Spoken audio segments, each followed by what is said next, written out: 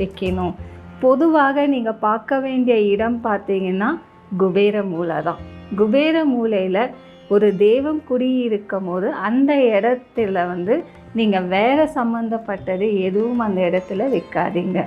Washroom ஆகட்டும், அந்த மாதிரி எதுவும் வைக்காதீங்க.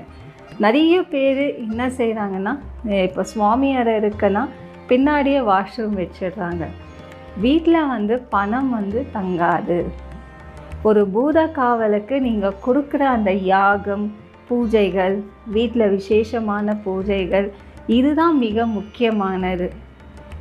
அந்த இடத்துல எதுவுமே சரியில்லைன்னா, அதாவது தூதானவர்கள், நல்ல தூதானவர்கள் அந்த இடத்துல இருக்க மாட்டாங்க.